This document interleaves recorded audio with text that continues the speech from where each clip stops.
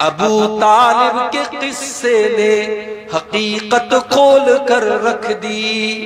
अबू तालिब के किस्से ने हकीकत खोल कर रख दी। न हो आंखें तो घर की रोशनी से कुछ नहीं होता। वो लोगों, हमारी आवाम कितनी नादान है, हमारी आवाम कितनी पागल है कि वो अपने मौलवियों और अपने उलमा के मुंह से भी अपने नबी की तारीफ सुनना नहीं चाहती। उसे नबी की तारीफ भी किसी स्वामी के मुंह से अच्छी लगती। मगर आज भी तौरात के अंदर अल्लाह के नबी का तस्करा मौजूद है, आज भी इंजील के अंदर अल्लाह के नबी का तस्करा। हमारे हिंदू भाइयों की जो किताबें, हम नहीं कह सकते कि इन किताबों में कितना परिवर्तन किया गया, कितनी चेंजिंग की गई, मगर आज भी इन किताबों में हमारे नबी का तस्करा। मैं कहता हूं, अगर स्वामी लक्ष्मी शंकराचार्य को इस्लाम इतना ही पसंद है और अल्लाह के नबी की सीरत इतनी ही पसंद है कि वो जलसों में घूम घूम करके तकरीर कर रहा है वो इंसान, तो वो इस्लाम कबूल क्यों नहीं कर रहा है? अस्सलामु अलैकुम व रहमतुल्लाहि व बरकातुहू। अल्हम्दुलिल्लाह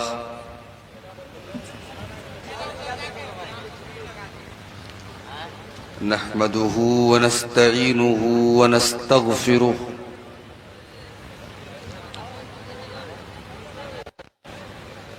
व नऊज़ु बिल्लाहि मिन शुरूरि अनफुसिना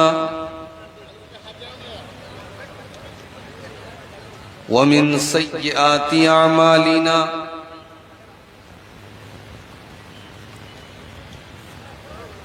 मन यहदिहिल्लाहु फला मुदिल्ल लहु व मन युद्लिल फला हादिय लहु।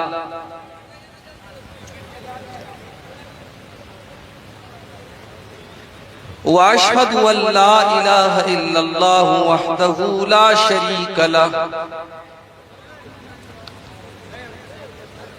व अशहदु अन्न मुहम्मदन अब्दुहु व रसूलुहु।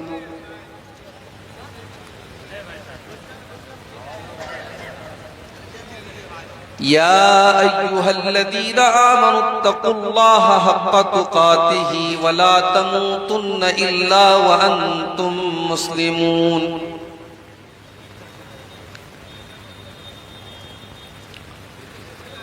या अय्युहन्नासुत्तक़ू रब्बकुमुल्लज़ी ख़लक़कुम मिन नफ़्सिन वाहिदा वख़लक़ मिन्हा ज़ौजहा वबत्त मिन्हुमा रिजालन कसीरन वनिसाअ वत्तक़ुल्लाह अल्लज़ी तसाअलून बिही वल अर्हाम इन्नल्लाह कान अलैकुम रक़ीबा।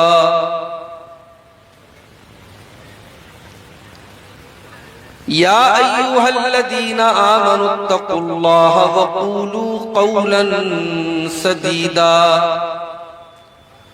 युस्लिह लकुम अअमालकुम व यग़फिर लकुम ज़ुनूबकुम व मन युतिइल्लाह व रसूलहु फ़क़द फ़ाज़ फ़ौज़न अज़ीमा।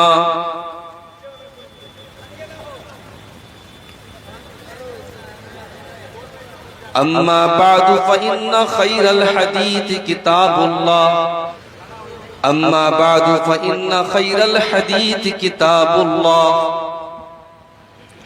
व ख़ैरल हदी हदी मुहम्मदिन सल्लल्लाहु अलैहि वसल्लम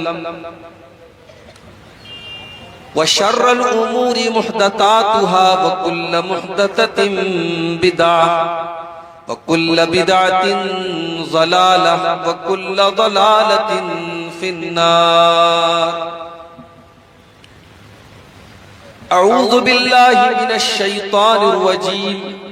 बिस्मिल्लाहिर रहमानिर रहीम।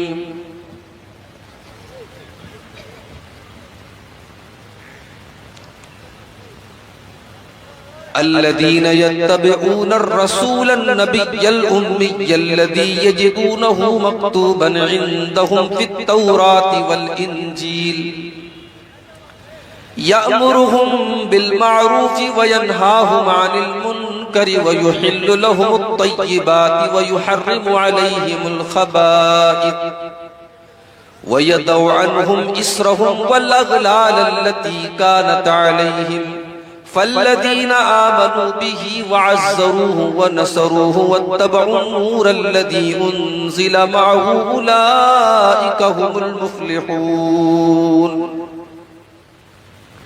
सदर मोहतरम, उलमाए किराम, मोहतरम बुजुर्गों, नौजवान साथियों, पर्दा नशीन माँ और बहनों, प्यारे बच्चों,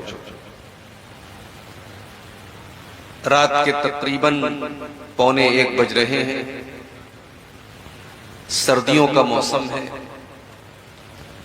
बहुत सारे लोग प्रोग्राम से जा भी चुके हैं, लेकिन बहुत सारे लोग अभी भी सर्दी के बावजूद जमे हुए हैं, बैठे हुए हैं। माए बहनें भी मौजूद हैं।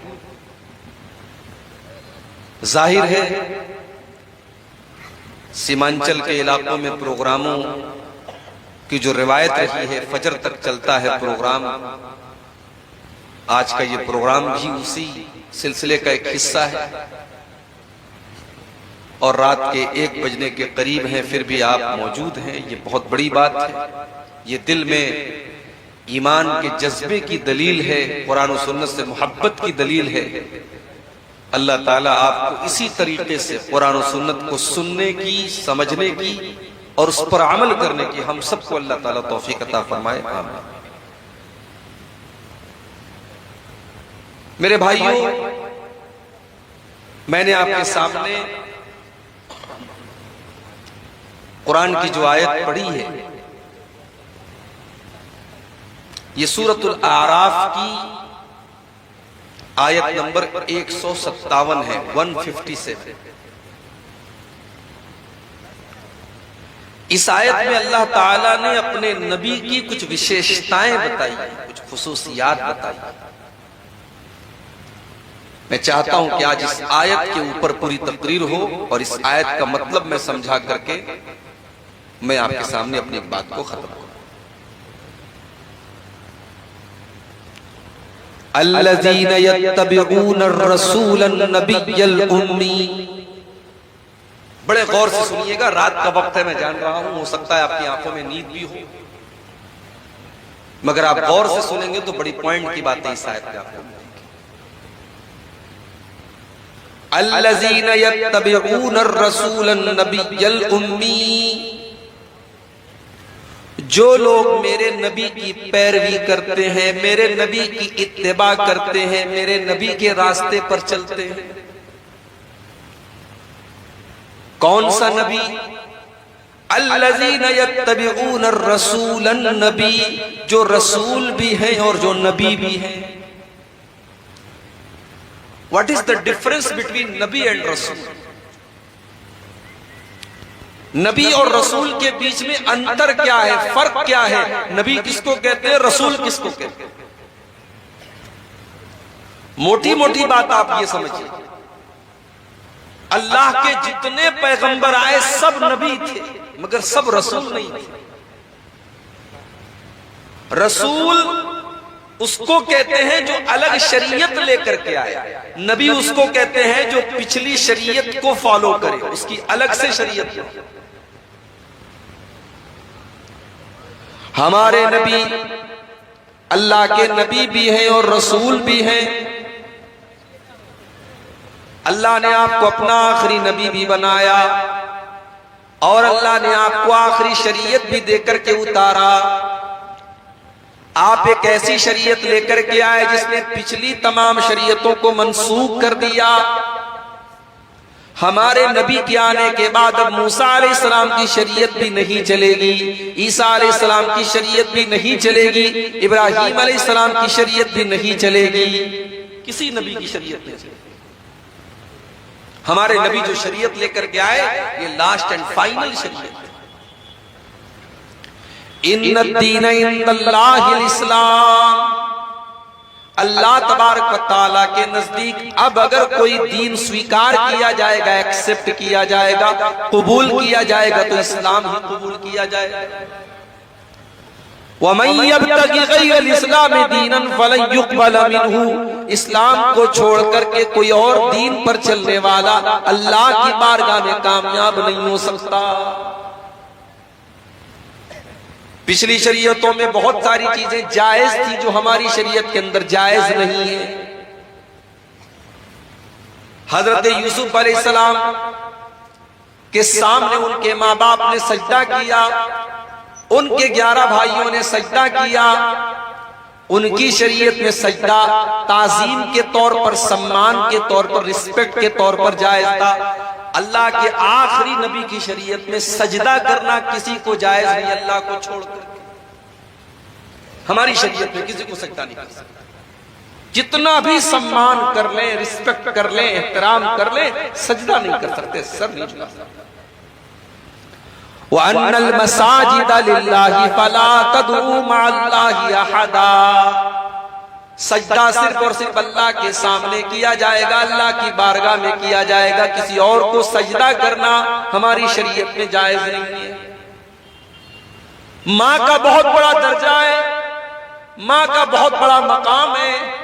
हमारे गैर मुस्लिम भाइयों के यहाँ माँ के पैर छूते हैं। हमारी शरीयत ने माँ के पैर छूने की इजाजत नहीं दी। माँ की खिदमत करो, माँ की सेवा करो, माँ का ख्याल रखो, लेकिन माँ के आगे झुकने का और माँ के पैर छूने का इस्लाम के अंदर इजाजत नहीं दी गई। तो हमारे नबी नबी भी हैं और रसूल भी हैं। आप जो शरीयत लेकर के आए हैं, इसने पिछली तमाम शरीयतों को मनसूख कर दिया, कैंसिल कर दिया। अब शरीयत चलेगी कयामत तक, तो आप ही की शरीयत चलेगी। उमर फारूक रज़ी अल्लाह तआला अन्हु तौरात का एक नुस्खा लेकर के अल्लाह के नबी के सामने पढ़ रहे हैं। दारमी के अल्फाज, अल्लाह के नबी का चेहरा गुस्से से लाल हो रहा है। उमर फारूक की नजरें तो उस किताब की तरफ है, वो अल्लाह के नबी का चेहरा नहीं देख रहे हैं। अबू बकर सिद्दीक ने फरमाया, सकिलत का सवाकिर या उमर, ऐ उमर तुझे खोने वालियां खो दे, तुझे गुम करने वालियां गुम कर दे, क्या तू अल्लाह के नबी का चेहरा नहीं देख रहा है? जब हजरत उमर ने नजरें उठा करके अल्लाह के नबी का तमतमाता हुआ चेहरा देखा, फौरन उस तौरात के नुस्खे को जमीन पर फेंक दिया और कहने लगे, रदीतु बिल्लाहि रब्बा व बि मुहम्मदिन रसूला व बिल इस्लाम दीना। ऐ अल्लाह के नबी, मैं अल्लाह को अपना रब मानता हूँ, मैं इस्लाम को अपना दीन मानता हूँ और मैं मोहम्मद सल्लल्लाहु अलैहि वसल्लम को अल्लाह का रसूल मानता हूँ। अब जरा जुमला सुनो, अल्लाह के नबी ने क्या किया। आपने फरमाया कि ऐ उमर, उस अल्लाह की कसम जिसके हाथ में मेरी जान है, लौ काना मूसा हय्यन, अगर आज मूसा अलैहिस्सलाम भी जिंदा हो जाएं, व अदरक नबुवती, और मेरी नबूवत का जमाना मूसा अलैहिस्सलाम भी पा जाएं, मा वसिअहु इल्ला इत्तिबाई, तो मूसा अलैहिस्सलाम को भी मेरी पैरवी करनी पड़ेगी, उनको भी मेरी शरीयत पर चलना पड़ेगा। मेरे दौर में अगर मूसा भी आ जाए तो मूसा की शरीयत नहीं चलेगी। ओ लोगो, जब मूसा की शरीयत मेरे नबी की शरीयत के अंदर नहीं चल सकती, तुमने अपने बुजुर्गों की शरीयत को क्यों चलाना शुरू कर दिया? तुमने अपने बड़ों की शरीयत को क्यों चलाना शुरू कर दिया? तुमने अपने इमामों की शरीयत को क्यों चलाना शुरू कर दिया? रब का कुरान पढ़ा जाए, नबी का फरमान पढ़ा जाए और उसके बाद कोई कहे कि मेरे इमाम ने ये कहा, मेरे बुजुर्गों ने ये कहा, मेरे बड़ों ने ये कहा, इससे बढ़ के शर्म की बात और इससे बढ़ के अफसोस की बात क्या होगी? तो मेरा नबी नबी भी है और रसूल भी है। अल्लज़ीना यत्तबिऊन अर्रसूलन नबिय्यल उम्मी, मेरा नबी नबी भी है और मेरा नबी रसूल भी है और मेरा नबी उम्मी भी है। उम्मी किसको कहते हैं? उम्मी बना है उम से, उम के माने माँ। माँ के पेट से बच्चा निकलता है तो पढ़ लिख करके नहीं निकलता है, अनपढ़ होता है। अल्लाह के नबी उम्मी थे क्योंकि पूरे अरब के अंदर ज्यादातर लोग उम्मी थे, पढ़ना लिखना नहीं जानते थे, पढ़ने लिखने का शौक ही नहीं था। अल्लाह ने अपने आखिरी नबी को उम्मी क्यों बनाया? कुरान उठाओ, कुरान का 21वां पारा उठाओ। अल्लाह जवाब देता है वमा कुंत ततलू मिन क़ब्लिही मिन किताबिन वला तख़ुत्तुहु बियमीनिका इज़ल लर्ताबल मुब्तिलून। ऐ नबी, आप न तो कोई किताब पढ़ते थे, न आप एक लाइन लिख सकते थे। अगर आप पढ़ना लिखना जानते तो ये शक करने वाले, ये बातिल परस्त लोग, ये मुशरिक लोग, ये काफिर लोग आपकी नबूवत पर सवाल उठा देते। ये कहते ये तो पढ़े लिखे हैं, इन्होंने तौरात के अंदर पढ़ करके ये बात बताई है, इन्होंने इंजील के अंदर पढ़ करके ये बात बताई है। ऐ नबी, हमने आपको उम्मी बनाया, आपका कोई उस्ताद नहीं, आप किसी मदरसे में नहीं गए, आपने कलम चलाना नहीं सीखा, आपने लिखना नहीं सीखा, आपने पढ़ना नहीं सीखा, फिर भी आप अल्लाह का कुरान दुनिया को पढ़ पढ़ के सुनाएंगे। फिर भी आप नबी हैं और आप अपनी हदीसें पढ़ पढ़ के सुनाएंगे। दुनिया हैरत से देखेगी और सोचेगी इसको सिखाने वाला कौन है। तब दुनिया को पता चलेगा कि आपको सिखाने वाला आपका रब है। आप उम्मी थे मगर आप दुनिया के टीचर थे। मेरे नबी उम्मी थे, किसी मदरसे में नहीं गए, किसी टीचर के सामने आपने जानवे तलमुस्तह नहीं किया, मगर आप सारी कायनात के टीचर थे, सारी कायनात के मुअल्लिम थे, गुरु थे आप। इसीलिए अल्लाह ने जब अपने नबी की खुसूसियात का तस्करा कुरान में किया तो क्या फरमाया, वयुअल्लिमुहुमुल किताब वल हिकमा। मेरा नबी तुमको कुरान सिखाता है, मेरा नबी तुमको हिकमत की बातें सिखाता है, मेरा नबी टीचर है, मेरा नबी मुअल्लिम है, मेरा नबी तुमको किताब और हिकमत की तालीम देता है। मगर अफसोस, जिस नबी ने दुनिया को टीचिंग दी और तालीम दी और शिक्षा दी, उस नबी का कलमा पढ़ने वाले आज शिक्षा से दूर हैं, तालीम से दूर।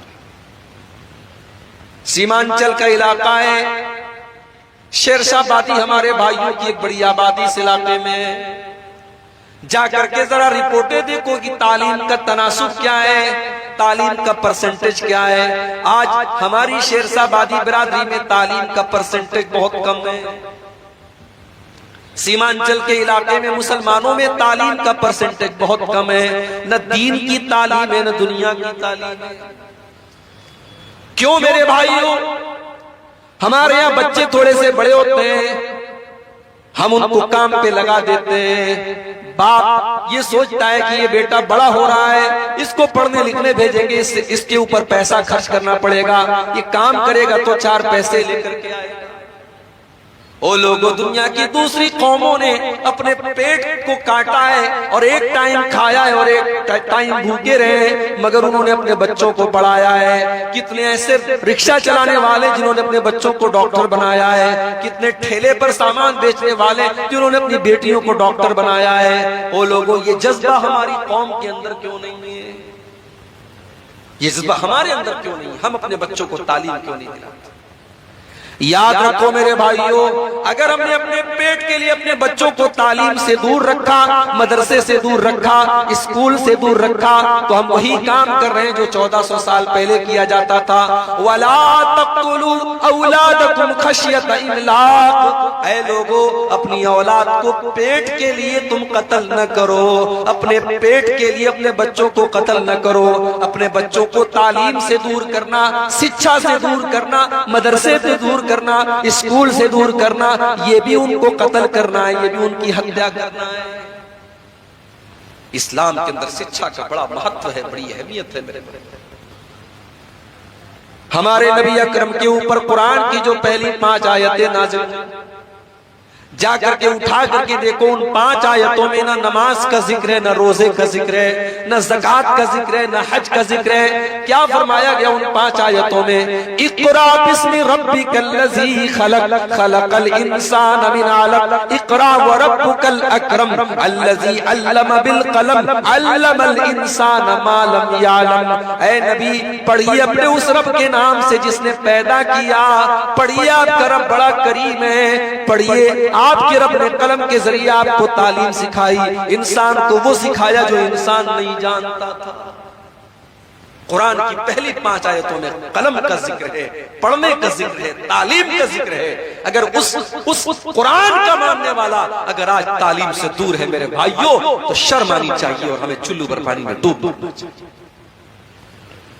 हमारे नबी उम्मी हैं, मगर सारी कायनात को तरस देने के लिए आए। हमारे नबी के टीचर कौन है? कुरान उठाओ, अल्लाह फरमाता है अल्लमहु शदीदुल क़ुवा ज़ू मिर्रतिन फस्तवा। मेरे नबी का टीचर तो जिब्रील जैसा फरिश्ता है जो अपने पर को जमीन पे मार दे तो सारी जमीन जल जाएगी। इतना हैवी, इतना हैबतनाक और तमाम फरिश्तों का सरदार जिब्रील अमीन मेरे नबी का टीचर है। मेरे नबी को कुरान पढ़ाने वाला टीचर जिब्रील अमीन है। तो अल्लाह के रसूल भी हैं, नबी भी हैं, उम्मी भी हैं। अल्लज़ी यजिदूनहु मक्तूबन इंदहुम फित्तौराति वल इंजील। मेरे नबी का तज़किरा तुमको तौरात के अंदर मिलेगा जो यहूदियों की किताब है, इंजील के अंदर मिलेगा जो क्रिश्चियंस की किताब है। तौरात के अंदर तहरीफ कर दी गई, इंजील के अंदर चेंजिंग कर दी गई, मगर आज भी तौरात के अंदर अल्लाह के नबी का तज़किरा मौजूद है। आज भी इंजील के अंदर अल्लाह के नबी का तज़किरा मौजूद है। हमारे भारत में हमारे हिंदू भाइयों की जो किताबें हैं, हम नहीं कह सकते कि इन किताबों में कितना परिवर्तन किया गया, कितनी चेंजिंग की गई, मगर आज भी इन किताबों में हमारे नबी का तज़किरा मौजूद है। कहीं कहा गया कि वो नाराज शम्स होंगे, उनकी बहुत ज्यादा प्रशंसा की जाएगी। कहीं कहा गया उनका नाम मोहम्मद होगा, कहीं कहा गया कि महामद होगा, कहीं उनकी पैदाइश की तारीख बताई गई, कहीं ये बताया गया कि वो ऊंट की सवारी करेंगे, कहीं बताया गया उनकी 12 पत्नियां होंगी, कहीं बताया गया कि वो बुराक की सवारी करेंगे, कहीं उनके सहाबा का तज़किरा किया गया, कहीं उनकी खूबसूरती का तज़किरा किया गया। हमारे हिंदू भाइयों की किताबों में भी हमारे नबी का तज़किरा आपको मिलेगा। अल्लज़ी यजिदूनहु मक्तूबन इंदहुम फित्तौरात वल इंजील। उस नबी का तज़किरा तुमको सिर्फ कुरान में नहीं मिलेगा, दूसरी आसमानी किताबों के अंदर। और कहते हैं कि जादू वो है जो सर चढ़ कर बोले।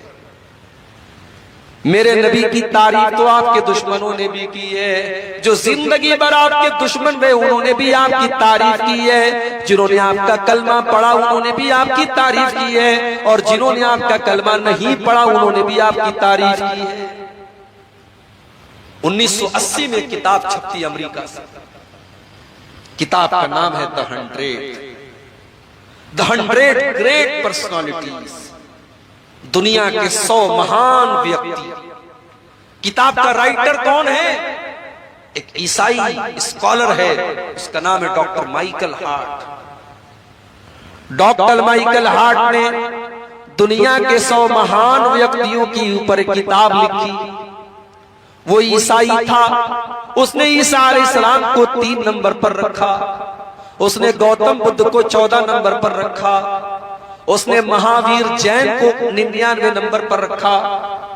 उसने अपनी इस किताब में अगर पहले नंबर पर रखा और पूरी दुनिया की तारीख पढ़ने के बाद पहले नंबर पर रखने के लायक अगर उसको कोई इंसान नजर आया तो वो जनाबे मुहम्मदुर रसूलुल्लाह सल्लल्लाहु अलैहि वसल्लम नजर आए। उसने अपनी इस किताब में नंबर 1 पर अल्लाह के नबी को रखा। उसकी किताब इंग्लिश में छपी, आज तो उर्दू में भी उसका ट्रांसलेशन हो चुका है, आपको मिल जाएगी। इंग्लिश में किताब छपी।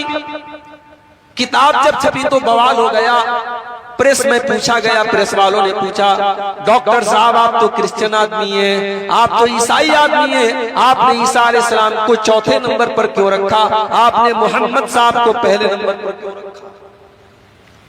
डॉक्टर माइकल हार्ट ने जो जवाब दिया था वो आज भी उसकी किताब के मुकदमा के अंदर मौजूद है। उसने लिखा था he was the only man in history who was the supremely successful on both the religious and secular levels। उसने कहा कि पूरी दुनिया की तारीख, पूरे दुनिया के इतिहास में, पूरे मानव इतिहास में मुझे अगर कोई ऐसी शख्सियत मिली जो मजहबी भी हो और सेकुलर भी हो, एक तरफ नमाज भी पढ़ रही हो और एक तरफ 4-4 बेटियों के बाप का भी फर्ज निभा रही हो और 9-9 बीवियों के शौहर का भी फर्ज निभा रही हो, एक अच्छा बाप भी हो, एक अच्छा शौहर भी हो, एक अच्छा कमांडर भी हो, एक अच्छा पॉलिटिशियन भी हो, एक अच्छा इंसान भी हो, अगर मैंने ऐसी कोई शख्सियत देखी है तो सिर्फ और सिर्फ जनाब मोहम्मद रसूलुल्लाह सल्लल्लाहु अलैहि वसल्लम की देखी है। इसलिए मैं मजबूर हूं, मैंने नंबर 1 पर अगर रखा है तो अल्लाह के नबी को रखा है। ये मेरे नबी की शान है मेरे भाई। अल्लज़ी यजिदूनहु मक्तूबन इंदहुम फित तौरात वल इंजील, मेरे नबी का तज़किरा तुमको तौरात के अंदर मिलेगा, तुमको इंजील के अंदर मिलेगा। बुखारी के अल्फाज हैं, अल्लाह के नबी का तौरात के अंदर तज़किरा कैसा था। सहाबी कहते हैं कि तौरात के अंदर जब हमने पढ़ा तो अल्लाह के नबी के बारे में लिखा था, लैसा बिफज़्ज़िन वला गलीज़िन वला सख़ाबिन फिल अस्वाक़, कि आखिरी नबी ऐसे होंगे कि उनके मिजाज में कठोरता नहीं होगी, सख्ती नहीं होगी, उनके मिजाज में नरमी होगी, उनकी जुबान के अंदर मिठास होगी। वला सख़ाबिन फिल अस्वाक़, वो बाजारों में चिल्लाने वाले चीखने वाले बाजारू लोगों की तरह नहीं होंगे। ला यदफ़उ सय्यअत बिस्सय्या, वो बुराई का बदला बुराई से नहीं देंगे। वलाकिन याफ़ू व यस्फ़ऊ, वो अपने दुश्मन की खताओं को भी माफ कर देंगे, अपने शत्रु को अपने दुश्मन को भी माफ कर देंगे। तो उस नबी का तज़किरा तुमको तौरात के अंदर भी मिलेगा और उस नबी का जिक्र तुमको इंजील के अंदर मिलेगा। यामुरुहुम बिल मारूफ, वो नबी तुमको नेकियों का हुक्म देंगे। वयनहाहुम अनिल मुनकर, तुमको बुराइयों से रोकेंगे। ये नबी का 2 काम है, ये नबी का भी काम है और नबी के मानने वालों का भी काम है। नेकी का हुक्म देंगे, बुराई से रोकेंगे। वो शराब से मना करेंगे, वो खुद शराब नहीं पिएंगे। वो जिना से मना करेंगे, खुद जिना नहीं करेंगे। वो हराम खोरी से मना करेंगे, खुद हराम काम नहीं करेंगे। मेरे प्यारे साथियों, होना तो ये चाहिए था कि शराब बंदी का अभियान हम चलाते। ये बिहार गवर्नमेंट का काम नहीं था, ये तो मुसलमान का काम था। होना तो ये चाहिए था मुसलमान की बस्तियों में कहीं शराब की दुकान नजर ना आए और शराब के अड्डों पर कहीं मुसलमान नजर ना आए, क्योंकि जितना शराब को आपके मजहब में हराम करार दिया गया और जितने सख्त जुमले आपके मजहब में कहे गए उतने किसी और मजहब में नहीं कहे। जरा आप वो हदीस उठाइए, सुनन नसई के अंदर ये हदीस मौजूद है। उस्मान गनी रजी अल्लाह तआला अन्हु की हदीस है। कहते हैं कि वो लोगों शराब से बचो, ये उम्मुल खबाइस है, ये तमाम बुराइयों की जड़ है, ये तमाम गंदगियों की जड़ है। पिछले जमाने में अल्लाह का एक नेक बंदा था जो बहुत नेक आदमी था, बड़ा मुत्तकी था, बड़ा जाहिद था। एक फाहिशा औरत ने, एक बदचलन औरत ने अल्लाह के उस नेक बंदे को अपने जाल में फंसाने के लिए एक साजिश चली, एक चाल चली। उसने अपनी एक लौंडी को भेजा। लौंडी आई, कहने लगी, हजरत मेरी मलका ने आपको बुलाया है, कोई मसला आ गया है, कोई मामला आ गया, आपको गवाही देना है। हजरत बेचारे सीधे साधे थे, वो फौरन चलने लगे उस औरत के साथ। सुनन नसई की रिवायत है, अल्लाह का वो नेक बंदा जब उस लौंडी के साथ चलने लगा, जाने लगा, जब वो घर के अंदर दाखिल हुई, उसने घर के अंदर जाते ही दरवाजा बंद कर दिया और अंदर गई, एक और दरवाजा बंद कर लिया और अंदर गई, एक और दरवाजा बंद कर लिया।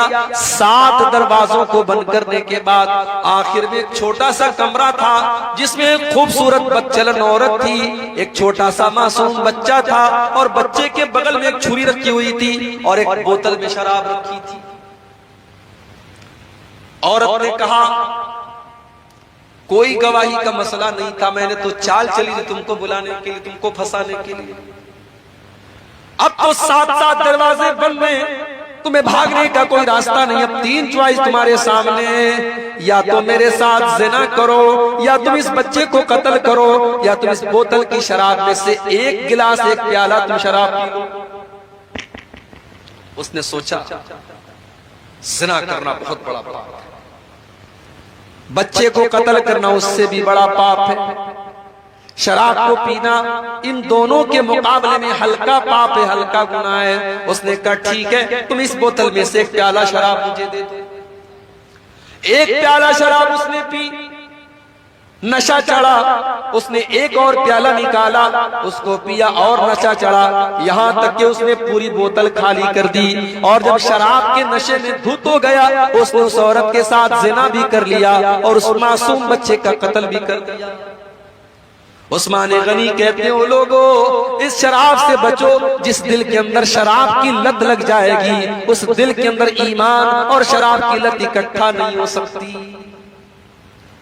मेरे प्यारे साथियों, आज कितने मुसलमान हैं जो शराब पी रहे हैं और आज उनके घर वाले आजिज हैं, उनके बीवी बच्चे परेशान हैं। शराब की इस लत की वजह से आज वो ना अपने बच्चों का ध्यान रख पा रहे, ना अपनी बीवी का ध्यान रख पा रहे। मेरा नबी तो इन गंदगियों से तुमको बचाने आया था। यामुरुहुम बिल मारूफ, मेरा नबी तो तुमको नेकियों का हुक्म देने के लिए आए थे। वयनहाहुम अनिल मुनकर, तुमको बुराइयों से रोकने के लिए आए थे।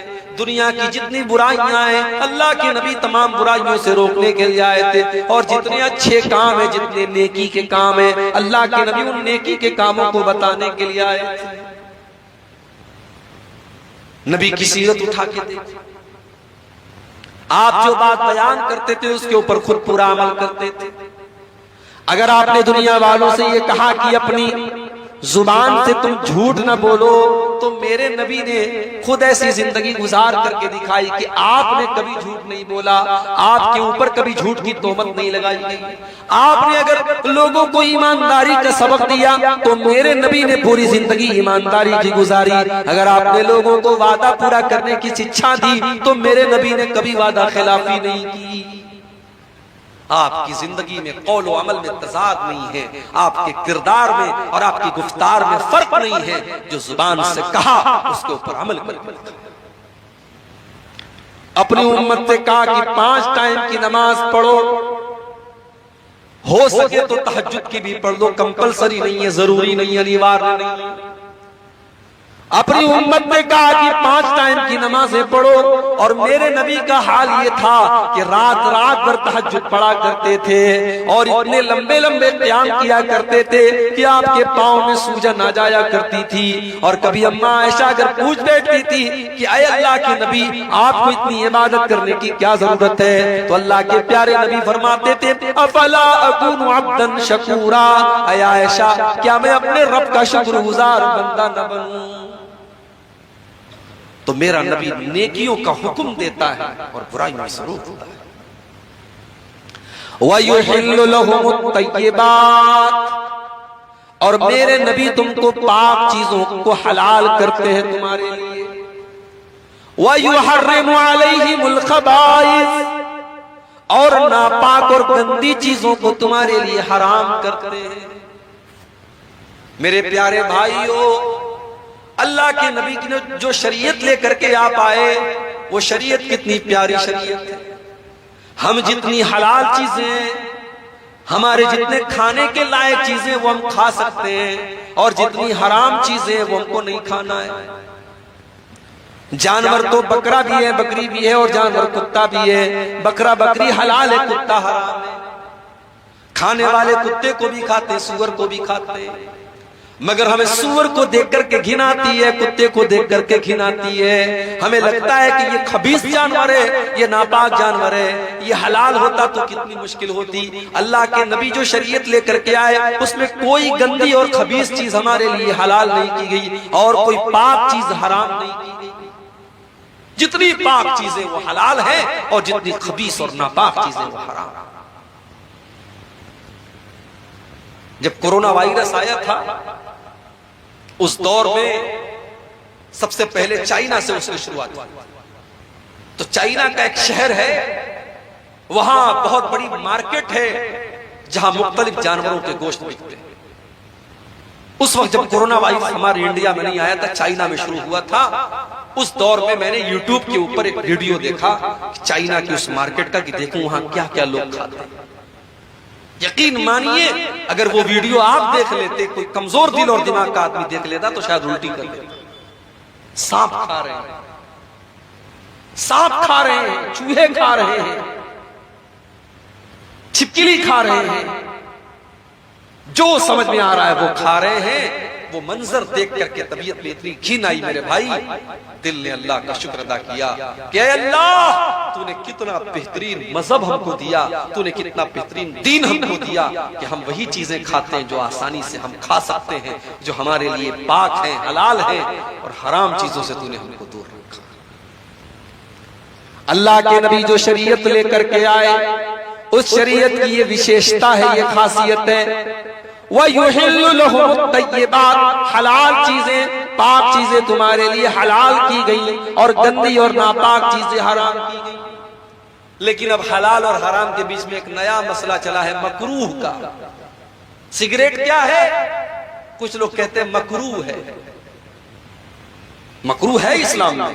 मकरूह किसको कहते हैं? मकरूह मुस्तहब का उल्टा है। मिसाल के तौर पे खड़े होकर के पेशाब करना मकरूह है। अगर कोई मजबूरी ना हो तो अच्छी चीज नहीं है, बैठ करके पेशाब कीजिए। हाँ, अगर कोई ऐसी जगह है कि वहां खड़े होकर के ही पेशाब करना है, बैठ करके करेंगे तो कपड़ा और गंदा होने का डर है, तो वहां जायज है। मस्जिद में दाखिल होने के टाइम दाहिना पांव अंदर डालना ये मुस्तहब है। मस्जिद से निकलने के टाइम बायां पांव पहले निकालना मुस्तहब है। अब इसी का उल्टा आप करें तो ये मकरूह है। मकरूह हराम और हलाल के बीच की कोई चीज नहीं है मेरे भाई। सिगरेट का मसला आया है, बीड़ी का मसला आया, तंबाकू का मसला आया। कुछ लोगों ने अपना उल्लू सीधा करने के लिए कह दिया मकरूह है। हमने कहा मकरूह कैसे हो गया? बोले कुरान में कहां लिखा है कि सिगरेट हराम है, हदीस में कहां लिखा है सिगरेट हराम है।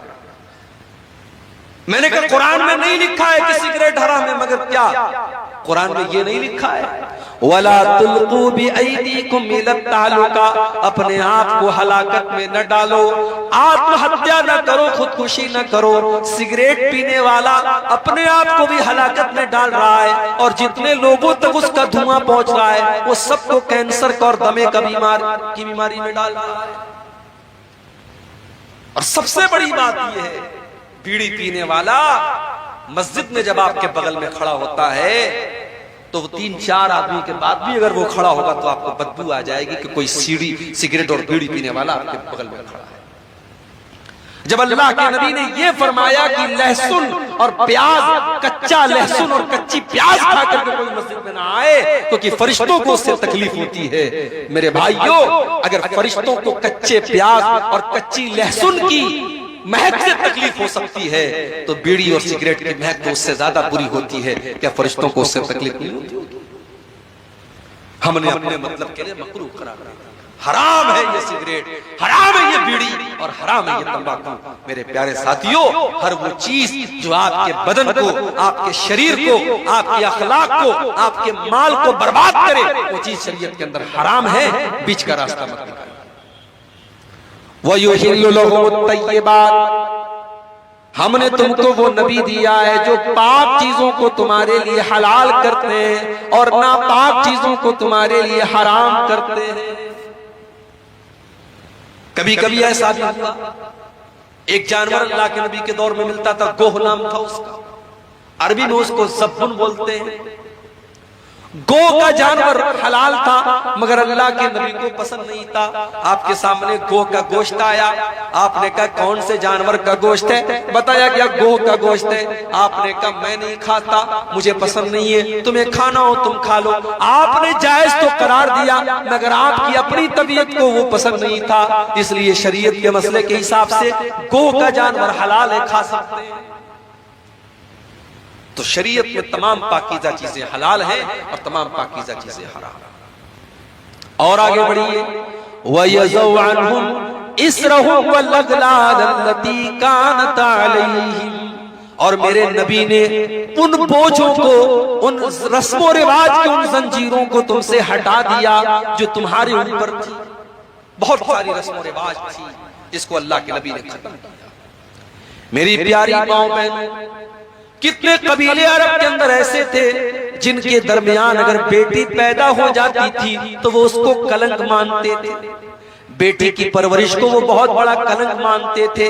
बेटी पैदा होने के बाद बेटी को अपने हाथों से वो जिंदा जमीन में गाड़ दिया करते थे, दफन कर दिया करते थे। ये रस्म भी उनके दरमियान पाई जाती थी।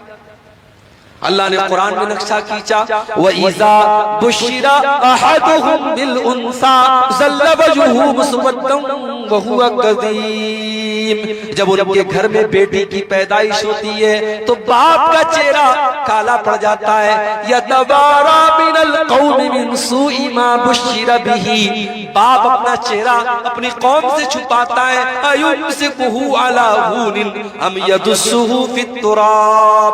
वो सोच में पड़ जाता है कि क्या करूं, अगर बेटी की परवरिश करता हूं तो समाज में जिल्लत और रुसवाई उठानी पड़ेगी, और दूसरा रास्ता ये है कि बेटी को जिंदा जमीन में गाड़ दूं। बेटियों को गाड़ दिया जाता है। ये अलग बात है। साइंस तरक्की कर गई, आज जमाना तरक्की कर गया, इंसान चांद पर पहुंच गया, मगर बेटियों को तो आज भी बोझ माना जाता है। आज भी कई हॉस्पिटल के बाहर किसी कूड़े के ढेर में ये बच्ची आपको नजर आ जाएगी, कहीं ये बच्चियां तवाइफ के अड्डों पर आपको नजर आ जाएंगी, कहीं इन बच्चियों को बाजारों में ले जाकर के बेचा जा रहा है, और कहीं तो ये माँ के पेट में ही मार दी जाती है, एबॉर्शन कर दिया जाता है। हो लोगों, कभी मौका मिले तो यूट्यूब के ऊपर एबॉर्शन का वीडियो देख लेना। वो लोग तो बहुत बेरहम थे, वो बेटियों को पैदा होने के बाद अपनी बेटियों को कत्ल करते थे। आज का इंसान तो इतना बेरहम हो चुका है कि वो तो माँ के पेट में ही बेटियों को कत्ल कर देता है। एबॉर्शन का वीडियो आप देखिए, उस मासूम बच्चे को जो माँ के पेट में है, और अल्ट्रासाउंड के जरिए सिर्फ इतना बता दिया गया कि आपको बेटी होने वाली है। बाप कहता है डॉक्टर से, माँ कहती है डॉक्टर से मुझे बेटी नहीं चाहिए, नहीं चाहिए मुझे ये बोझ, मेरे पास ऑलरेडी तीन बेटियां हैं, मुझे तो बेटा चाहिए था, मुझे एक और बोझ नहीं चाहिए। वो डॉक्टर से कहता है मैं इसे साफ करना चाहता हूँ, खत्म करना चाहता हूँ। डॉक्टर एबॉर्शन करता है। वो लोगों, एबॉर्शन के जरिए, उस दवा के जरिए वो मासूम बच्चा जो अभी पूरी तरीके से बना भी नहीं है माँ के पेट में, उस बच्चे के टुकड़े टुकड़े कर दिए जाते हैं, उसके हाथ पैर तोड़ दिए जाते हैं, उसके बदन की बोटी बोटी नोच करके उसको माँ के पेट में मार दिया जाता है। ये आज के दौर का पढ़ा लिखा इंसान कर रहा है, ये आज के दौर का मुहज्जब इंसान कर रहा है, ये आज के दौर का तरक्की याफ्ता इंसान कर रहा है। अरे हमसे अच्छे तो वो लोग थे, वो कम से कम अपनी बेटियों को पैदा तो होने देते थे, वो दुनिया की शक्ल देखने तो देते थे। हम तो इतने बेरहम हो गए, हमने माँ के पेट में ही बच्चियों को कत्ल कर डाला। हिसाब देना पड़ेगा क़यामत। वइज़ल मौऊदतु सुइलत बिअय्यि ज़ंबिन क़ुतिलत। कल क़यामत के दिन उस मासूम बच्ची से पूछा जाएगा, तेरे माता पिता ने, तेरे माँ बाप ने तुझे किस जुर्म की सजा दी, क्यों तुझे कत्ल किया। नबी अकरम के पास एक सहाबी आते हैं, सही इब्न हिब्बान की सही रिवायत है। एक सहाबी आते हैं, आए अल्लाह के नबी, इस्लाम लाने के पहले मैंने बहुत सारे पाप किए, मैंने बहुत सारे गुनाह किए, मगर एक पाप मुझे अपना बार बार याद आता है। कौन सा पाप तुमने किया? आए अल्लाह के नबी, इन्ना ली कानत ली इब्नतन, मेरी एक बेटी थी, मैं उससे बहुत प्यार करता था, और मैं जैसे उसका नाम लेता था वो या अबती अब्बा जान कह करके दौड़ी दौड़ी मेरे पास आ जाती थी। कौम के लोग मुझे ताना मार रहे थे, तुम गलत कर रहे हो, तुम समाज के खिलाफ जा रहे हो, तुम बेटे की परवरिश कर रहे हो, तुम बेटी को पाल रहे हो। आए अल्लाह के नबी, मैं समाज के ताने सुन सुन करके तंग आ गया। एक दिन मैंने बेटी को बुलाया, हाँ ये बेटी ही तो है जो बाप के एक बार बुलाने पर दौड़ी दौड़ी चली जाती है। शादी के बाद भी अपने मायके में रहती है, माँ का फोन जाता है, तेरे अब्बू की तबीयत बड़ी खराब है। बेटी अपने ससुराल में अपने सारे काम धाम छोड़ करके अपने बीमार बाप को देखने आ जाती है। और वो बेटा जिसके पैदा होने पर बाप ने बड़ी मिठाइयां बांटी थी, वो बेटा अपने बाप को दम तोड़ते हुए देख करके भी अपने काम में लगा रहता है, उसे अपने बाप की हाल चाल लेने की फिक्र भी नहीं है। ओ लोगों, तुमने बेटियों के ऊपर बेटों को तरजीह दी है, तुमने बेटों को मुकद्दम किया है, लेकिन समाज की हकीकत ये कि बेटियां अपने माँ बाप से ज्यादा प्यार करती हैं। साहबी कहते हैं अल्लाह के नबी, मैंने बेटी को आवाज दी, वो दौड़ी दौड़ी मेरे पास आई, मैंने उसका हाथ पकड़ा, घर के बाहर लेके गया, कुछ दूर गया, कुछ फासले पर गया, एक कुएं के पास पहुंचा और मैंने अपनी बेटी को उस कुएं के अंदर धक्का दे दिया। और जब मैंने अपनी बेटी को उस कुएं के अंदर धक्का दिया, आखिरी लफ्ज जो बेटी की जुबान से निकला वो कह रही थी या अबती, है अब्बा जान, गोया कि वो मुझसे सवाल कर रही थी, अब्बा जान इस मासूम की खता क्या है, इस मासूम की गलती क्या है, किस जुर्म की सजा अपनी बेटी को दे रहे हो। है अल्लाह के नबी, आज भी अपनी उस बेटी का ये जुमला आज भी मेरे कान में गूंजता है। वो जब या अबती कह करके दुनिया से गई थी, वो आवाज आज भी मेरे कान में गूंजती है।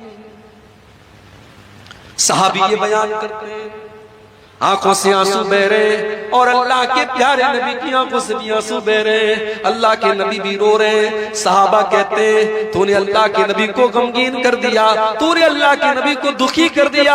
अल्लाह के प्यारे नबी सल्लल्लाहु अलैहि वसल्लम फरमाते हैं नहीं, कोई बात नहीं, इन्होंने तो अपने दिल की बात बयान की है, इनको बयान करने दो। फिर अल्लाह के प्यारे नबी अपने सहाबी से कहते हैं, ओ मेरे प्यारे सहाबी, इस्लाम लाने के बाद तुमने पिछले जितने गुनाह किए अल्लाह ने सारे के सारे गुनाहों को माफ कर दिया है। जब तुमने सच्ची तौबा कर ली, तुम इस्लाम ले आए, तो पिछले सारे पाप तुम्हारे माफ हो गए। मेरे नबी रस्म रिवाज को तोड़ने के लिए आए।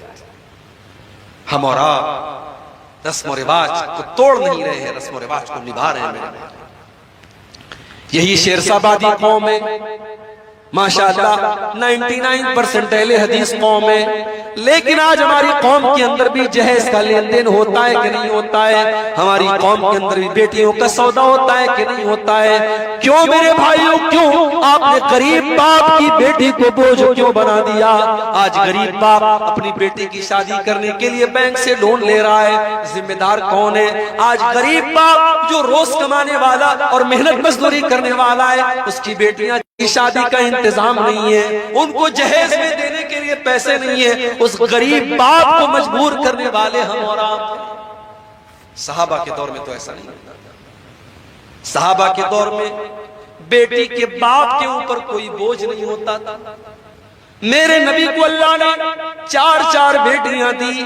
आपने ज़ैनब की शादी अबुल आस से की, आपने रुकैया की शादी उस्मान गनी से की, रुकैया के इंतकाल के बाद उम्मे कुलसूम का निकाह आपने उस्मान गनी से किया, और सबसे छोटी बेटी हजरत फातिमा का निकाह आपने हजरत अली से किया।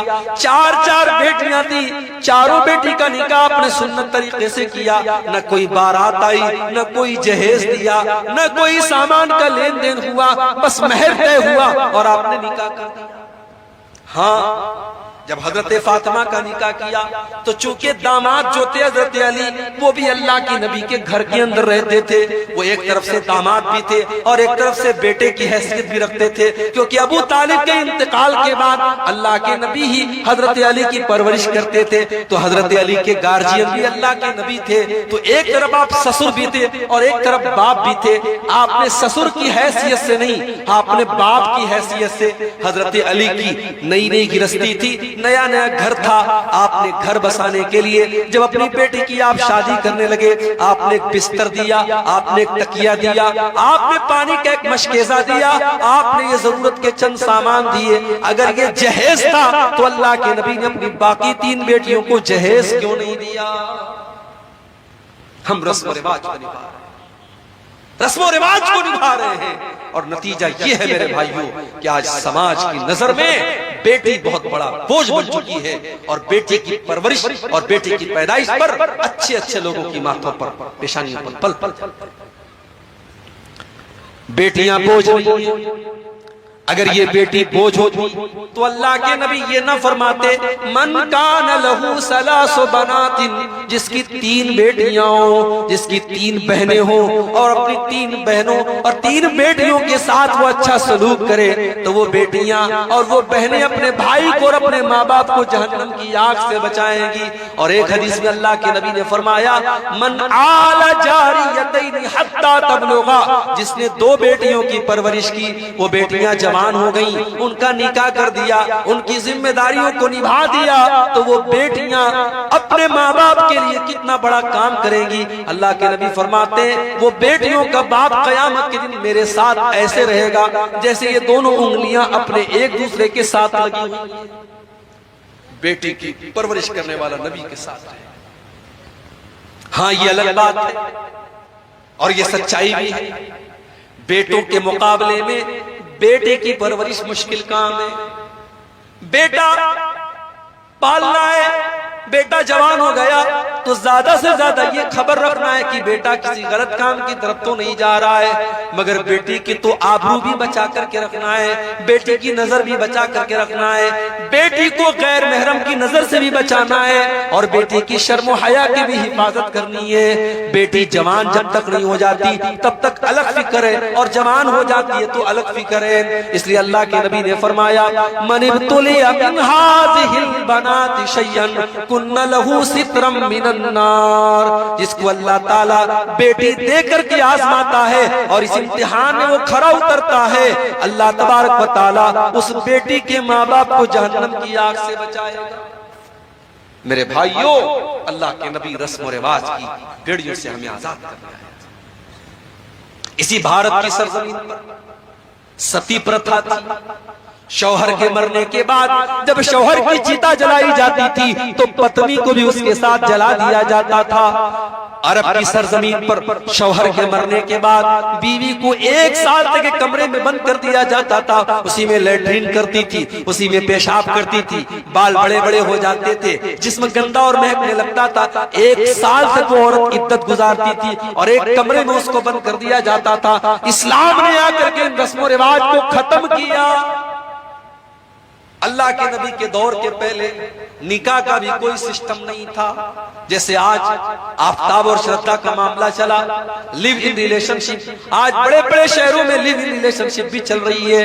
लड़के और लड़की आपस में रह रहे हैं, निकाह भी नहीं है, शादी भी नहीं है, कोई ताल्लुक नहीं है, लेकिन मियाँ बीवी की तरह, शौहर की बीवी की तरह वो साथ में रह रहे हैं और भारत का कानून भी उनको इजाजत देता है। हो लोगों, ये लिव इन रिलेशनशिप तो कुत्ते और कुतिया करते हैं, ये जानवर करते हैं। इंसान के दरमियान लिव इन रिलेशनशिप नहीं चलती, इंसान तो निकाह करता है। मेरे नबी तो निकाह का पैगाम लेकर के आए। मेरे नबी की शरीयत में लिव इन रिलेशनशिप की कोई गुंजाइश नहीं है। आपने निकाह का हुक्म दिया है और आपने यहां तक फरमाया लम तुरा लिल मुतहाब्बैन मिस्लुन निकाह, निकाह के जैसी 2 लोगों के दरमियान मोहब्बत पैदा करने वाली कोई चीज नहीं है। जो मोहब्बत निकाह के जरिए पैदा होती है वो मोहब्बत दुनिया में कहीं पैदा नहीं हो सकती, क्योंकि ये सच्ची मोहब्बत होती है। ये किसी होटल में, किसी पार्क में, किसी रेस्टोरेंट में पैदा नहीं होती। ये अल्लाह के कलाम की बुनियाद पर जो निकाह के जरिए जो मोहब्बत पैदा होती है, अटूट मोहब्बत होती है, सच्ची मोहब्बत होती है। इस्लाम ने निकाह का तो अल्लाह के नबी दुनिया में रस्म और रिवाज की जंजीरों से हमें आजाद करने के लिए आए। इतनी खुसूसियात बयान करने के बाद अल्लाह ने फरमाया कि ऐ मुसलमानों, इतना प्यारा नबी हमने तुमको दिया, अब उस नबी के ऊपर तुम्हें 4 काम करना है। 4 काम कर लो, तुम कामयाब हो जाओगे। फल्लज़ीना आमनू बिही, पहला काम तो ये करना है कि उस नबी के ऊपर तुम्हें ईमान लाना है। अगर कोई ला इलाहा इल्लल्लाह पढ़ता है लेकिन मोहम्मद रसूलुल्लाह नहीं पढ़ता है तो वो जन्नत में नहीं जा सकता। इसलिए कि अल्लाह के नबी के ऊपर ईमान लाना जरूरी है। अबू तालिब अबू तालिब नबी का साथ भी दे रहे थे, नबी का सपोर्ट भी कर रहे थे, लेकिन वो नबी के ऊपर ईमान नहीं लाए। जब अबू तालिब का आखिरी टाइम आया, जब उनके इंतकाल का आखिरी टाइम आया, अल्लाह के नबी अपने चचा के पास जाते हैं और बुखारी के अल्फाज है, आप कहते हैं या अम्मी कुल ला इलाहा इल्लल्लाह, ऐ चचा जान ला इलाहा इल्लल्लाह पढ़ लीजिए, कलमा पढ़ लीजिए, मुझे अल्लाह का नबी मान लीजिए, मैं वादा करता हूँ कि इस कलमे के जरिए आप अल्लाह ताला क्या जहन्नम की आग से बच जाएंगे। चचा के दरमियान चचा के मुंह से कलमा निकलवाना चाहते थे अल्लाह के, मगर वहां पे दो गुरु घंटाल बैठे थे, एक अबू जहल बैठा था, एक अब्दुल्लाह इब्न अबी उमैया बैठा था। ये दो बुरे लोग बैठे थे, ये दो काफिर लोग बैठे थे। इन लोगों ने अबू तालिब को बाप दादा का नाम दे सुना करके गुमराह किया। इन्होंने कहा अतरगबु अन मिल्लत अब्दुल मुत्तलिब, ऐ अबू तालिब खबरदार, क्या तुम अपने बाप दादा का तरीका छोड़ दोगे? क्या तुम अपने बाप दादा के मजहब को छोड़ दोगे? पता ये चला कि कभी कभी बुरे लोगों की सोहबत इंसान को सच्चाई की तरफ जाने नहीं देती। इसीलिए अल्लाह के नबी फरमाते हैं अल मरु अला दीनि खलीलिही फलयंजुर अहदुकुम मन युखालिल, इंसान अपने दोस्त के दीन पर होता है, लिहाजा किससे दोस्ती कर रहे हो ये तुम गौर कर लिया करो। आपकी लड़की कॉलेज में जाती है, उसकी सहेलियां कैसी है जरा पता लगा लो। कहीं ऐसा तो नहीं कि कोई बदचलन लड़की उसकी सहेली है, कोई बदकार लड़की उसकी सहेली है। जब ऐसी लड़की के साथ आपकी बेटी उठेगी, बैठेगी और पढ़ेगी, तो हो सकता है कि उसका रंग आपकी बेटी के ऊपर भी उतर जाए।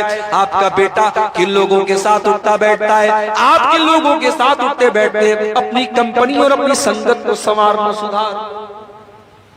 अबू तालिब ने कलमा नहीं पढ़ा।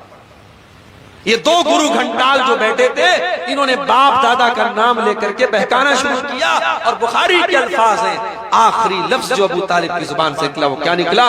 अला मिल्लति अब्दुल मुत्तलिब, मैं अब्दुल मुत्तलिब के मजहब पर दुनिया से जा रहा हूँ। कलमा नहीं पढ़ पाए। अल्लाह के नबी कहते हैं मेरे चचा अबू तालिब भी जहन्नम में जाएंगे, उन्होंने मेरा साथ दिया था, उनको हल्का अज़ाब दिया जाएगा, उनको जहन्नम में आग की जूती पहनाई जाएगी जो पैर में पहनी जाएगी और दिमाग उससे खोलेगा। ये सबसे हल्का अज़ाब होगा जो अबू तालिब को दिया जाएगा। अबू तालिब के किस्से ने हकीकत खोल कर रख दी, अबू तालिब के किस्से ने हकीकत खोल कर रख दी, न हो आंखें तो घर की रोशनी से कुछ नहीं होता। अल्लाह के नबी के चचा है मगर नबी के ऊपर ईमान नहीं लाए, तो पहली जो शर्त है वो ईमान है। हमारे यूपी के अंदर एक जगह है फतेहपुर, इलाहाबाद और कानपुर के बीच में एक जगह है फतेहपुर। वहां के बहुत बड़े स्वामी जी हैं, स्वामी जी का नाम है स्वामी लक्ष्मी शंकराचार्य। बड़े बड़े जलसों में उनको बुलाया जाता है, फ्लाइट का टिकट दे करके, हजारों लाखों की रकम दे करके मुसलमान उनको जलसों में बुलाते हैं। स्वामी जी जलसे में आते हैं, बड़ी अच्छी तकरीर करते हैं, अल्लाह के नबी की तारीफ करते हैं। मुसलमान बेचारा खुश हो जाता है, अरे ये तो स्वामी जी हैं, ये तो पंडित जी हैं, माथे पर टीका लगाए हुए और ये इस्लाम की तारीफ कर रहे हैं, हमारे नबी की तारीफ कर रहे हैं। स्वामी जी तकरीर करके तारीफ बटोर करके और फ्लाइट के टिकट को लेकर के चले जाते हैं, लंबा चौड़ा पैसा लेकर के चले जाते हैं। ओ लोगों, हमारी आवाम कितनी नादान है, हमारी आवाम कितनी पागल है कि वो अपने मौलवियों और अपने उलमा के मुंह से भी अपने नबी की तारीफ सुनना नहीं चाहती। उसे नबी की तारीफ किसी स्वामी के मुंह से अच्छी लगती। मैं कहता हूं अगर स्वामी लक्ष्मी शंकराचार्य को इस्लाम इतना ही पसंद है और अल्लाह के नबी की सीरत इतनी ही पसंद है कि वो जलसों में घूम घूम करके तकरीर कर रहा है वो इंसान, तो वो इस्लाम कबूल क्यों नहीं कर रहा है?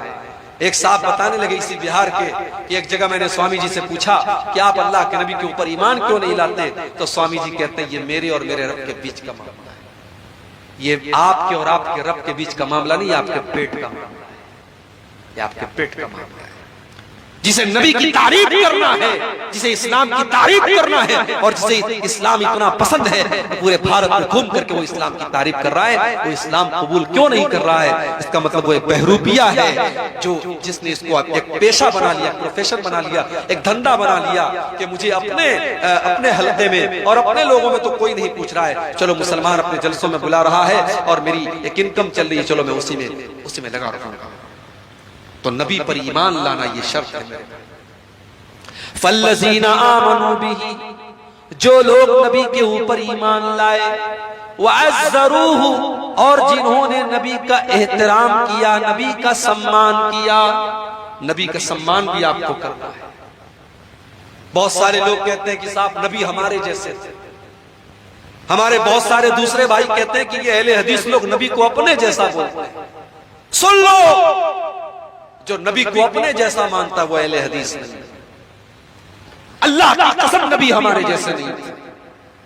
नबी इंसान थे मगर हमारे जैसे नहीं थे। हम जब सो जाते हैं हमारी आंखें भी सो जाती हैं, हमारा दिल भी सो जाता है। अल्लाह के नबी फरमाते जब मैं सोता हूँ तनामु ऐनैया वला यनामु क़ल्बी, मेरी आंखें सोती हैं मगर मेरा दिल नहीं सोता। दिल नहीं सोता है, आंखें सोती हैं। अल्लाह के नबी नमाज पढ़ा रहे हैं, साहबा से कहते अपनी सफे सीधी कर लो। फ़इन्नी अनज़ुरु मिन वराई, मैं अपने पीछे भी देखता हूँ, पीछे भी देखता हूँ। अल्लाह के नबी सहाबा से कहते हैं मैं गुस्से में भी कोई ऐसी बात नहीं कहता हूं जो हक के खिलाफ हो। आपके पसीने से खुशबू आया करती थी, आपके ऊपर आपकी मुट्ठी में कंकर कलमा पड़ने लगता था और पेड़ और पौधे आपको सलाम करने लगते थे। आपका सीना चाक करके आपके दिल को ज़मज़म से धोया गया, आपको मेराज के ऊपर लेके जाया गया। आप हमारे जैसे नहीं थे मेरे भाइयों, आप इंसान जरूर थे मगर अल्लाह ताला ने बहुत सारी विशेषताओं से और बहुत सारी खुसूसियात से आपको नवाजा था। लिहाजा जो लोग ये कहते हैं कि नबी हमारे जैसे थे वो अपनी गलतफहमी दूर कर लें। अल्लाह के नबी मकाम और मर्तबे और दर्जे में और खुसूसियात में हमसे बहुत अलग थे। हाँ, इंसान थे आप। अगर कोई आपको इंसान नहीं मानता है तो ये उसकी बहुत बड़ी गलती है, ये बहुत बड़ी गलती है। तो पहला काम क्या करना है बोलो भाई? नबी पर ईमान लाना है और दूसरा काम करना है नबी का आपको सम्मान करना है, नबी की इज्जत करनी है, नबी की रिस्पेक्ट करनी है। मगर यहां एक चीज नोट कर लीजिए, नबी का एहतराम और नबी का सम्मान अपनी जगह है, मगर नबी के मकाम को इतना न बढ़ाओ कि उनको अल्लाह के मकाम तक लेके चले जाओ। ईसाई लोग भी तो हज़रत ईसा को मानते हैं, बहुत मानते हैं, मगर उनकी मोहब्बत उनके काम नहीं आएगी क्योंकि वो ईसा अलैहिस्सलाम को सन ऑफ गॉड मानते हैं, अल्लाह का बेटा मानते हैं। और ये बहुत बड़ी गाली है जो अल्लाह को देते हैं, इससे बड़ी गाली अल्लाह के लिए कोई नहीं हो सकती। इसीलिए अल्लाह के नबी फरमाते ला तुतरूनी कमा अतरतिन नसारा ईसा इब्न मरियम, ओ लोगो तुम मुझे उतना न बढ़ाना जितना ईसाइयों ने ईसा इब्न मरियम को बढ़ाया था। इन्नमा अना अब्दुन, मैं तो अल्लाह का बंदा हूँ। फकूलू अब्दुल्लाहि व रसूलुहु, तुम मुझे अल्लाह का बंदा ही कहा करो, अल्लाह का रसूल ही कहा करो। अल्लाह के नबी अपनी सारी खूबियों के बावजूद अल्लाह के बंदे थे और बंदे का कमाल यही है कि बंदे को बंदा कहा जाए। अगर कोई अल्लाह के मकाम तक अल्लाह के नबी को पहुंचाने की कोशिश करता है तो ये बहुत बड़ा गुनाह है और आपकी शान में गुलू है। तो दो चीजें मैंने बयान कर दी, दो चीजें और बयान करके बात खत्म करता हूं। नबी पर ईमान लाना जरूरी है, नबी का एहतराम करना जरूरी है, और तीसरी चीज वनसरू, और नबी की मदद करो। मेरे भाइयों, नबी की मदद हम कैसे करेंगे? हमारी माँ को कोई बुरा भला कह दे हमें गुस्सा आता है, हमारे बाप को कोई गाली दे दे हम लड़ने लगते हैं। हमारे नबी भी तो हमारे चहेते हैं। अगर हमारे नबी का कोई कार्टून बनाता है, कोई हमारे नबी की तौहीन करता है, कोई हमारे नबी के बारे में गलत जुबान इस्तेमाल करता है, उसके ऊपर भी हमें गुस्सा आना चाहिए। उसके खिलाफ भी हम कानून के दायरे में रह करके कार्रवाई करें और हम कोशिश करें कि नबी की तौहीन करने वाला अपने अंजाम तक पहुंचे। नबी की मदद करें। और एक बात और याद रखें, नबी की मदद में नबी के दीन की मदद भी शामिल है। ये बड़े बड़े मदरसे ये दीनी इदारे, ये भी तो नबी के मिशन को आगे बढ़ा रहे हैं। यहाँ से पढ़ने वाले बच्चे जो तैयार हो रहे हैं, ये दीन की दावत फैला रहे हैं, ये इस्लाम की खिदमत कर रहे हैं। यहाँ से पढ़ने वाली बच्चियां जो आलिमा हो रही हैं, वो दीन की खिदमत कर रही हैं। इन मदरसों की, इन मस्जिदों की, इन दावती इदारों की मदद करना भी नबी की मदद करना है। मगर हमने क्या किया? हमने यही किया कि हमने समाज का सबसे हकीर तबका बना दिया अपने उलमा। ये उलमा जो नबी के वारिस हैं, ये उलमा जो अल्लाह के नबी के दीन को हम तक पहुंचाते हैं, हमने 5-6 हजार की मामूली तनख्वाहें दे करके अपने उलमा को जलील तरीन बना दिया। एक सड़क पर झाड़ू देने वाले भंगी की तनख्वाह भी आज मस्जिद के इमाम से ज्यादा है। और मस्जिद का इमाम बेचारा कभी अगर सजदा लंबा कर दे, किरत लंबी कर दे, तो सारे लोग एतराज करने के लिए तैयार हो जाते हैं। सारे लोग एतराज करने के लिए तैयार हो जाते हैं। मौलवी साहब आज आपका सजदा बड़ा लंबा हो गया, मौलवी साहब आज आपने इशा की नमाज बड़ी लंबी पढ़ा दी। मौलवी को मशवरा देने वाले बहुत होते हैं। मेरे भाइयों, ये नबी के वारिस हैं, इनका एहतराम करो, इनका सम्मान करो, इनकी मदद करो। 5-6 हजार में आपकी फैमिली नहीं चल सकती। क्या उस मौलवी के परिवार का हक नहीं है वो अच्छा खाए, अच्छा पहने? आपका शौक है, आपके बीवी बच्चों का शौक है, क्या उस मौलवी के बच्चों का शौक नहीं है? जिस दौर में आप 10,000 रुपये महीने से कम में एक नॉर्मल जिंदगी नहीं गुजार सकते, उस दौर में 5-6 हजार में मौलवी का घर कैसे चलेगा? आप तो फट से कह देते हैं मौलवी के पैसे में अल्लाह बरकत देता है, लेकिन उसमें बरकत कहां से आएगी? और 5-6 हजार में अपना घर कहां से चलाएगा? इसी कटिहार में 3 पनिया में प्रोग्राम था, मैंने तकरीर में बात उठाई थी, बहुत वायरल भी हुई थी। मैंने कहा था कि आज मस्जिदों में और मदरसों में मौलवियों के, इमामों के लिए हमें ऐसे कमरों का इंतजाम भी करना चाहिए जहां फैमिली के साथ हो रह सके। यानी सोचो, हमें और आपको अपनी फैमिली के साथ रहने का हक है, हमें और आपको अपने बच्चों के साथ रहने का हक है। मौलवी बेचारा जीते जी उसकी बीवी बेवा बनकर के जिंदगी गुजारे, उसके बच्चे यतीम बनकर के जिंदगी गुजारे, ये कहां का इंसाफ है? हमने मुंबई में देखा, इसी बिहार और झारखंड के लोग वहां मस्जिद में इमाम है, बेचारे फैमिली बिहार में है, फैमिली किशनगंज में है, अररिया में है, पूर्णिया में है, 6 महीने पर एक बार आते हैं। बच्चे बाप का चेहरा 6 महीने एक बार देखते हैं, बीवी शौहर का चेहरा 6 महीने में एक बार देखती है। कि ये अफसोस की बात नहीं है? हमें अपने मौलवियों के लिए, अपने इम्मा के लिए, अपने असातिज़ा के लिए फैमिली क्वार्टर का इंतजाम करना चाहिए। जो हक हमारा है वो इन उलमा का भी है। अल्लाह ने कहा अपने नबी की मदद करो। नबी की मदद में नबी के दीन की मदद भी शामिल है, नबी के मिशन की मदद भी शामिल है, नबी के वारिसों की मदद भी शामिल है। तो पहला काम क्या करना है? नबी पर ईमान लाना है। दूसरा काम नबी का सम्मान करना है। तीसरा काम नबी की मदद करनी है। और चौथा काम क्या करना है? नबी अकरम जो रोशनी लेकर के आए, जो नूर लेकर के आए, जो कुरान और हदीस लेकर के आए, उसकी इत्तिबा करना है, उसकी पैरवी करना है, उसको फॉलो करना है। जलसा कर लिया आप, लेकिन आपने दीन को फॉलो कितना किया? आपकी जिंदगी में कुरान और हदीस पर अमल कितना है? आप बात बात में झूठ बोल रहे हैं, आपके घर में बेपर्दगी है, आपके घर में लोग बेनमाजी हैं, आपके घर में हराम की कमाई आ रही है। इसका मतलब कि आपने नबी से मोहब्बत का दावा तो है आपका, मगर आपने नबी की शरीयत की पैरवी नहीं की, आपने किताब और सुन्नत की पैरवी नहीं की। अल्लाह ने फरमाया जो नबी के ऊपर नाजिल होने वाली शरीयत की इत्तिबा करता है, जो ये 4 काम कर लेता है, अल्लाह फरमा रहा है फउलाइका हुमुल मुफलिहून, वही लोग कामयाब होने वाले हैं। तो कामयाब अगर होना है मेरे भाइयों, ये 4 चीजें आप अपना लो।